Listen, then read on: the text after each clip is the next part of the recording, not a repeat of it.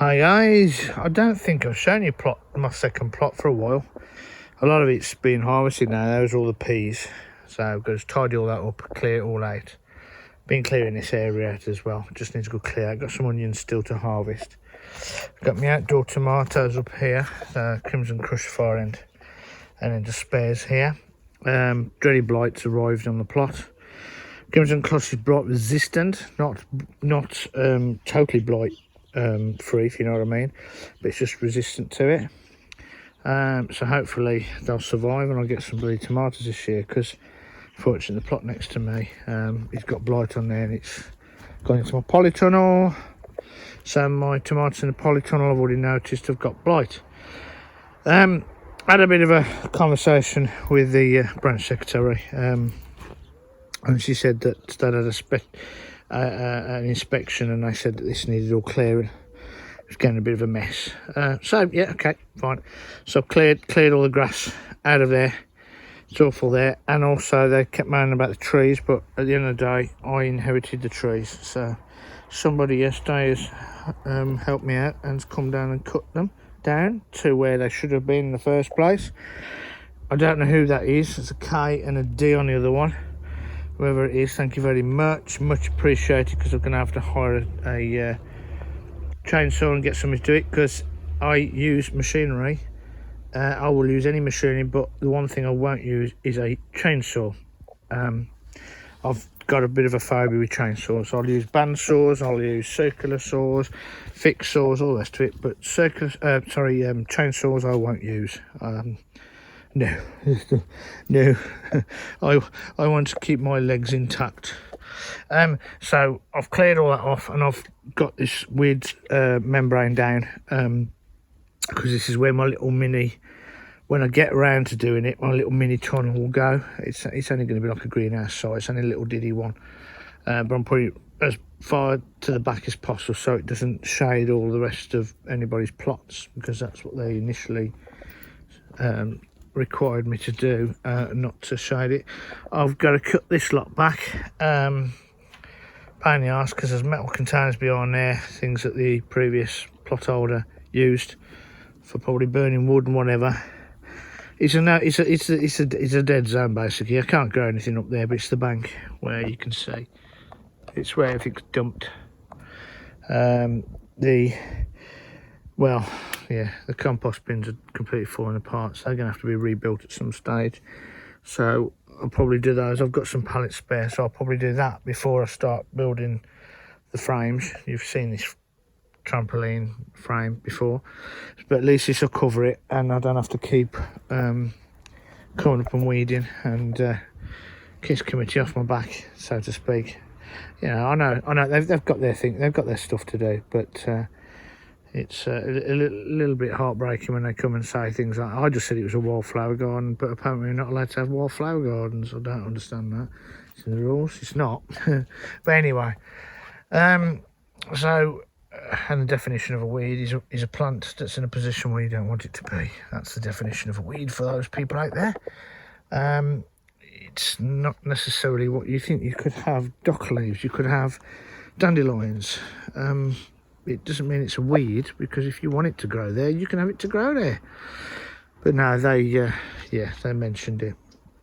So anyway, I've done the right thing. I've done what they've asked me to do, so I've cleared it. So there's no hassle there. It only took me 20 minutes to clear it. It wasn't that bad actually, just pulled straight out. But I've cleared it and I've covered it now there. There is cardboard all underneath it as well, so I can lift this and put manure on it. But as I said, I'm going to be building my new small tiny, I'm going to call it the chili polytunnel, because that's what it's going to be for next year. So it's going to be just over there that way. So it's going to be, it'll come up to about, I don't know, about a year. It's only going to be some like 15 foot in length. So that'll clear that up, and then I can put some wood chip down the side there, cut all that back, and just keep on top of it, and then we can grow some nice stuff in that. And then all these wooden posts, I'll probably remove these wooden posts now because some of them are rotten, but they were the ones that were left behind when I started to strip this down. I thought, well, I might as well use it for this particular year. So I know that one's broken, it's rotted. snapped. So yeah, that's fine. It's done what it's done this season. I had all the peas down there, and I've got some tomatoes here. And these onions aren't looking too bad actually. My onions have been absolutely terrible this year, but been so far behind. But they're okay. They'll do for me. Those will do for me. It's enough for me, right? And I'll store. There's only me, because the daughter's, well, she'll be back at university, so she'll be fending for herself. So those will just do for me. So that's nice. So don't throw anything away. So yeah, I'm going to come down tomorrow and clear all this. I'm going to go back now to the pub because my daughter's working and it's nearly 8 o'clock now. Just come down for an hour and thought I might as well get that job done. So I'm pleased with that. I've got all that moved. A load of wood, old wood there. A lot of it's rotten now. I'm just going to skim through it tomorrow, and I am going to get rid of it once and for all. I'm not going to hold on to it because it's just not worth it. And then redo the strings up for the paths. Get the paths wood chipped as well. All the supporting metal bars I've got here, which I've just basically inherited. Pile them up over there, and then get them all sorted out, and then store them. And in fact, when I've got that done, that area against that greenery, that fence, I think I'm going to make something there that I can store stuff like that out off my other plot as well. And it's up the top end of here, and it's out of the way. See, these compost bins aren't mine, but they're in the pathway. So I'm a bit confused. That's a bin that was left with loads of pots in it. I don't really want. I'll have the bin, but I don't want the bloody pots. So yet again, it's some crap that I've got to get rid of. So yeah, so there you go. That's where I am with plot number 2.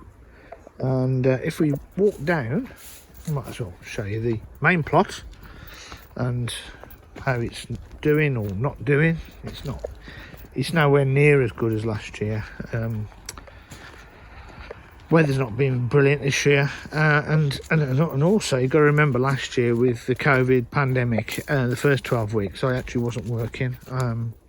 Although I was still getting paid, we hadn't got any computers at home, so of course after 12 weeks I got a computer and I've had to log in each day and I've had to do the day job. So and my music starts up again, so it's sort of getting back to normal, but because of that I haven't been able to spend as much time down here as I wanted to.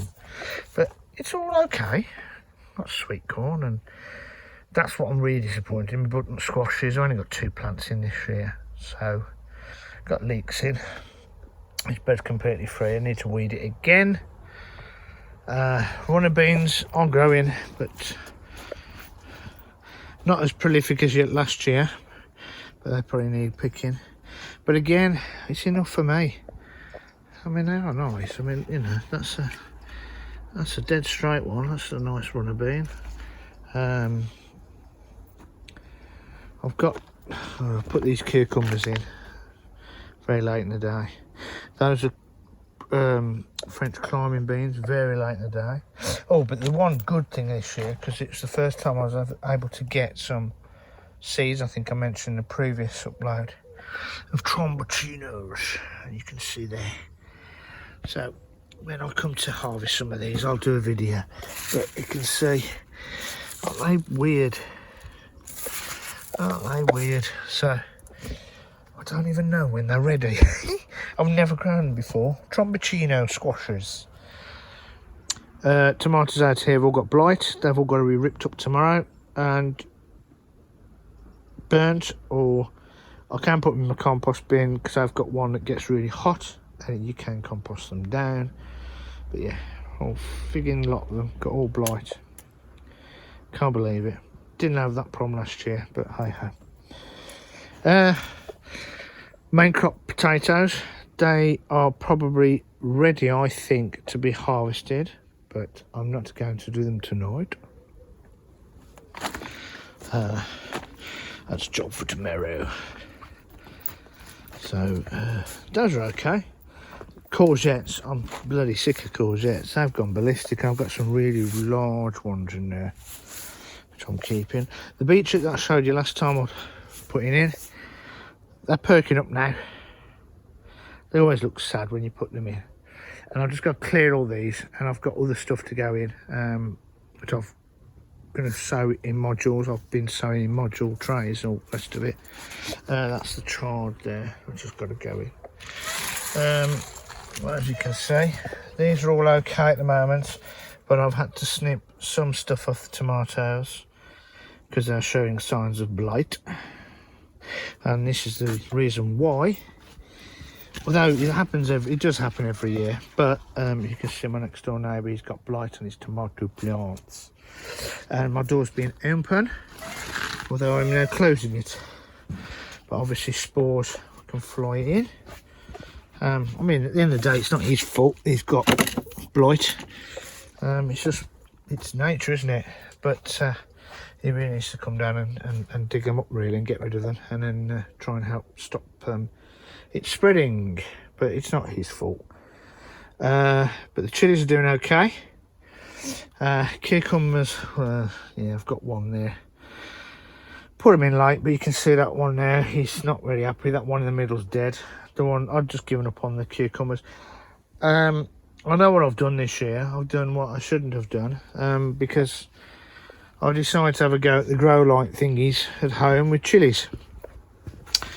And I spent so much time producing these wonderful chili plants. You've only got so many hours in the day.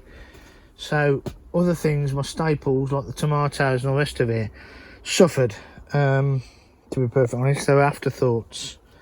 So I'm going to have to get a plan together for next year and make sure I plan it properly. But like I said, the weather has been absolutely atrocious. It's been all over the shop. April and May were just ridiculous, you know. April was so wet, May was so cold, and then June was absolutely red hot, so it burnt everything. So I'm quite surprised you didn't have blight earlier. So yeah, and then July wasn't too bad. But then August and that, it's been very muggy, very close, which is absolutely spot on for flipping blight. So there you go. But life goes on. Can't mow, can you? I'm still breathing. So you have to keep going. And these are my calendula. Oh, I can never say the bloody word. What is it? Calundia? Whatever. You know what I'm like, I don't grow flowers. But I think they're alright. I've just left them out here. I put them all in this bed ages ago. Put the whole packet of seeds. Somebody said, you'll be sick of them because they'll just spread. But this bed, I haven't put anything in it, but I know what I'm going to put in. And maybe put in it tomorrow or maybe Monday. Which is going to be something like cosmos. A bit late. Got loads of cosmos, different varieties, and nasturtiums. So I'm going to do some of that in there. Some of it will go to my mum's as well. This bed is basically ready. It just needs a bit more of a weed there to put some stuff in.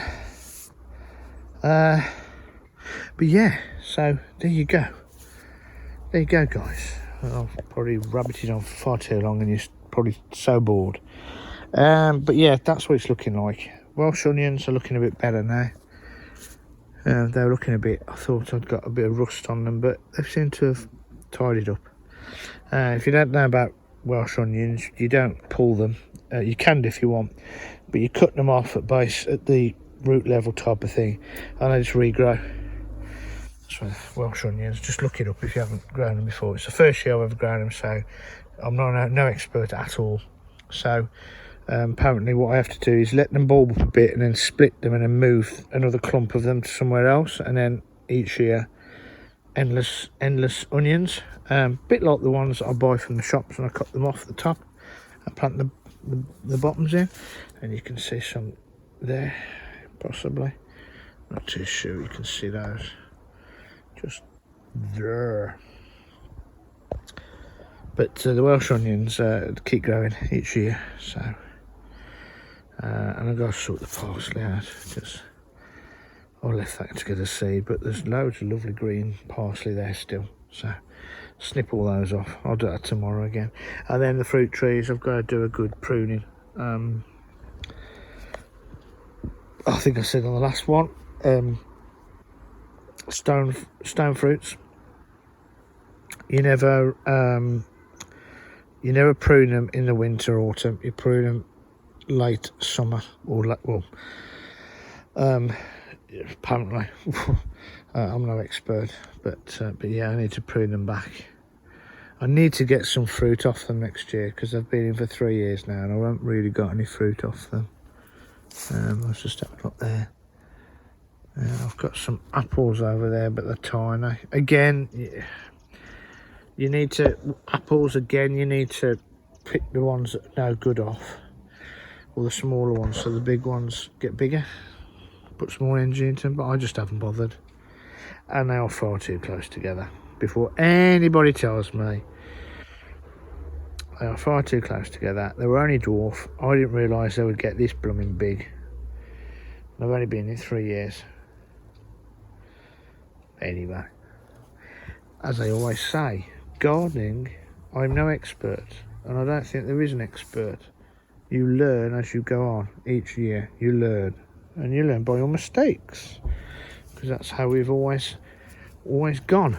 Human race learns by its mistakes, and boy George, we do make some bloody big mistakes. But anyway, there you go. So that's the plot. That's my second plot as well. That's where I'm at. Beautiful lavender. Everything's good. Dwarf beans over there. Cabbages and that. Yes, I've picked a couple of cabbages. So they're doing okay. Some beets. So everything's okay. It's not too bad. Could be better. It's like a school report, isn't it? Could do better. But anyway, I'll leave you all alone now. Stop boring you to tears. Thumbs up if you've enjoyed it. If you haven't, thumbs down, that's absolutely fine. Just leave a comment, say if you've enjoyed it, or if you haven't, let me know why you haven't enjoyed it. That's not a problem. I've got thick skin, so I'll see you all again for another lovely update. Got to do some seed sowing tomorrow, so I might set you up on my little tripod and have a little chat with you tomorrow. See you guys. And take care and look after loved ones. Cheers. Bye.